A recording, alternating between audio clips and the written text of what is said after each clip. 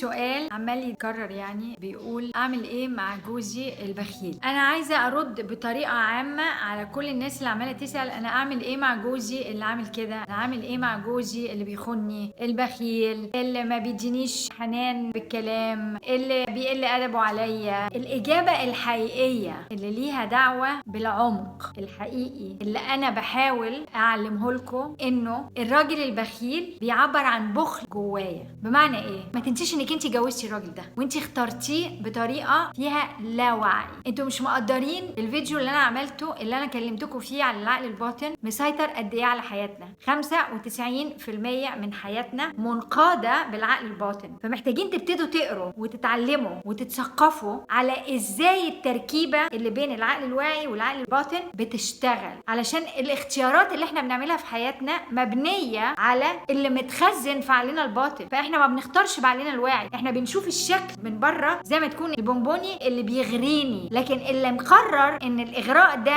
انا اتفاعل معاه وان انا اقرر ان انا اتجوز الراجل ده حاجه بتحصل في عقلي الباطن ليها دعوه ب7 سنين اولانيين في حياتنا اللي احنا اتولدنا فيهم، وبسبب التجارب اللي احنا عشناها كونا فكره عن انا ما كانش ايه بيني وبين نفسي، انا ما كانش ايه بيني وبين الناس اللي حواليا، انا فين في الدنيا. فانا بختار راجل او راجل بيختار ست بتعيد نفس القصه اللي احنا محتاجين نحلها جوانا. بمعنى ان جوزك بيعبر عن حاجات في ابوكي وحاجات في امك وحاجات في العيله اللي انت اتربيتي فيها ليها دعوه بالبخل. فلو انت حليتي قصه البخل جواكي، لو انت ابتديتي تبصي على نفسك وتركزي على البخل اللي جواكي بدل ما تطلبي ان البخيل يبقى حاجه تانية، هتقدري تحلي الطريقه اللي انت بتتعاملي بيها مع البخيل. مش هتقدري تغيري البخيل، فهميني كويس، هتقدري تتعاملي مع البخل بطريقه تانية. ليه؟ لانك انت شفتي البخل اللي جواكي. انا ما اعرفش، هو بخيل في الفلوس، يمكن انت بخيله في العواطف، يمكن ابوكي كان بخيل في الفلوس فانت عايزه جوزك يديكي اللي ابوكي ما اداهولكيش. قصه ما هياش اعمل ايه مع الراجل البخيل، بالذات انكم ستات ما تقدروا تسيبوا الرجاله دي وتروحوا تتجوزوا رجاله تانيين او تعيشوا لوحديكم، ما عندكوش ماديات او العيله هتقول ايه او الثقافه بتقول ايه او الناس هتقول عليا ايه. فاحنا محتاجين نتعلم ازاي نتعامل مع الراجل البخيل، الراجل الغشاش، الراجل اللي مش عارفه ايه، عشان انتوا قررتوا تفضلوا قاعدين في العذاب ده. فالطريقه الوحيده للخروج من العذاب دي ايه؟ انك تبصي جواكي وتلاقي حاجه جواكي